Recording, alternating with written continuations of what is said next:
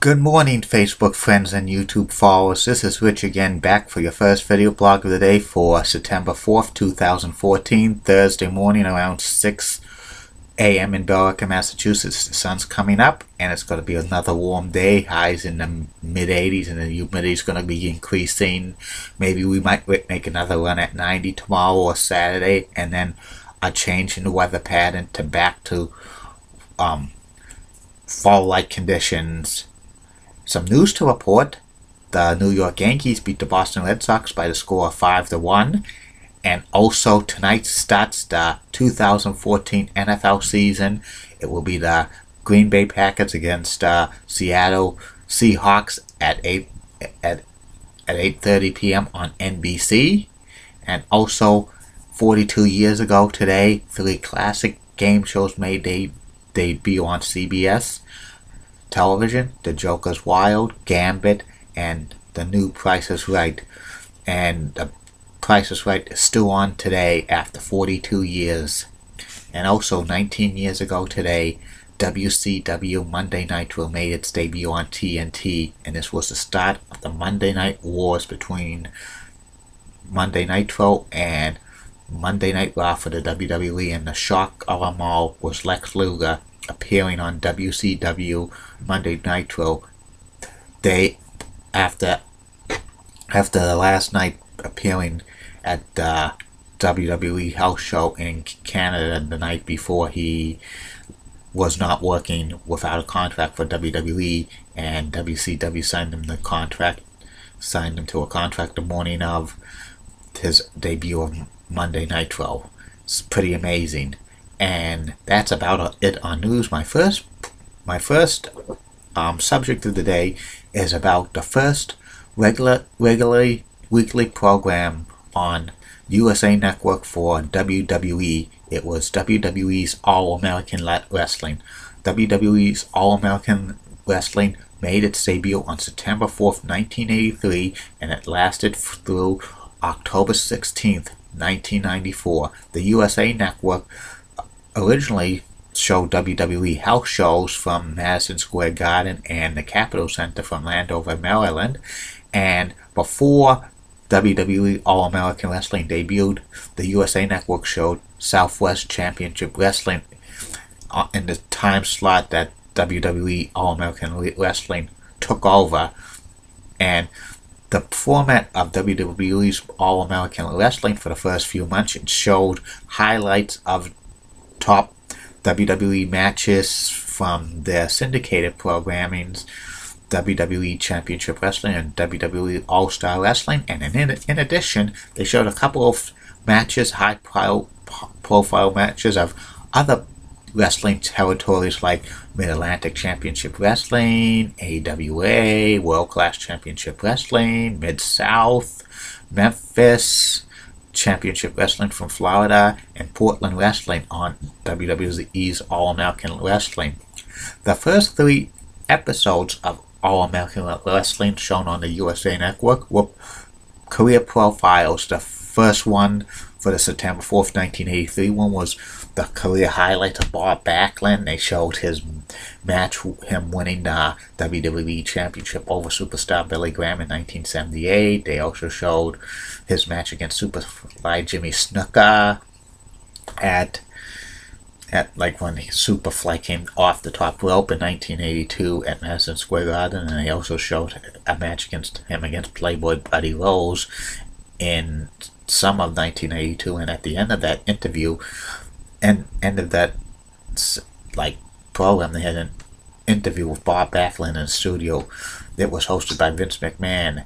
And also the second episode, which was shown September 11th, 1983, showed a career highlight of Andre the Giant, and the September 18th one, 1983, showed the career highlights of Jimmy Superfly Snuka.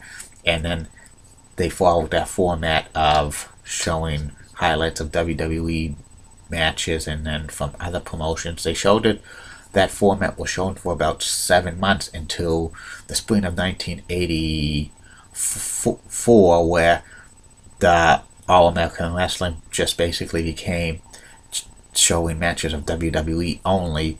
And over the years, they had different hosts like Vince McMahon hosted for about a year or so, and then it was hosted by Lord Alfred Hayes for about a year.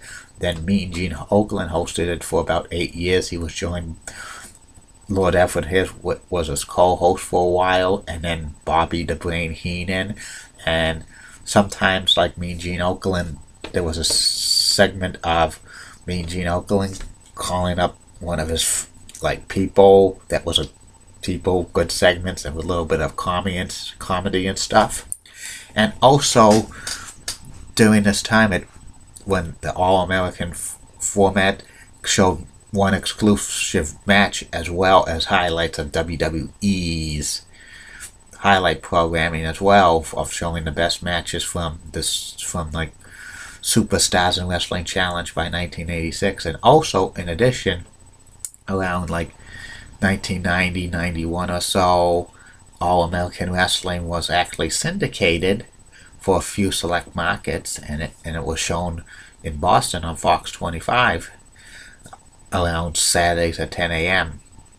And also, by 1993, Mean Gene Okerlund and Bobby the Brain Heenan were showing going to hosting All-American Wrestling on location, but it was not actually on location. They actually it was from the WWE studios, and they had the background of going to different parts of the country. That was just showing famous places they were going to. And also by 1994, All-American Wrestling was being hosted by Todd Pettengill and the $1 Million Man Ted DiBiase, and the exclusive match was replaced by the Memory Lane match. And the last episode of All-American Wrestling was October 16th, 1994, and the next week it was replaced by Action Zone. All-American Wrestling was the predecessor to shows on WWE shows on the USA Network like Primetime Wrestling, TNT, and Monday Night Raw. And all of these episodes of WWE All-American Wrestling are in the WWE library, and I would not be surprised if we see All-American Wrestling again in reruns on the WWE Network. And yeah, All-American Wrestling was basically kind of a recap show, and you saw the best stuff from the Superstars and Wrestling Challenge on All-American Wrestling. Plus, it was good to see an exclusive match, but sometimes the exclusive matches were the things on MSG house shows and other house shows. They sometimes had to edit the matches and show it in progress because of time constraints. But I kind of like the comedy with the humor acts with Mean Gene and Bobby the Brain Heenan. That brought the show pretty good, and it was a joy to watch Sundays at noontime on the USA Network back when I was a kid, and it was highly rated, and I miss those times of watching All-American Wrestling on the USA Network. They were fun times, especially seeing Bobby the Brain Heenan and Mean Gene Okerlund with their kind of comedy routine. They weren't as good as Monsoon and Heenan, but they did pretty good. And that's about it on that. I'll be back later on in the day for 2 more video vlogs. My personality profile of NBA Hall of Famer Charles Barkley, and also about Hockey East, the best hockey college Division I program in the United States. And have a good day, Facebook friends and YouTube followers. Bye now.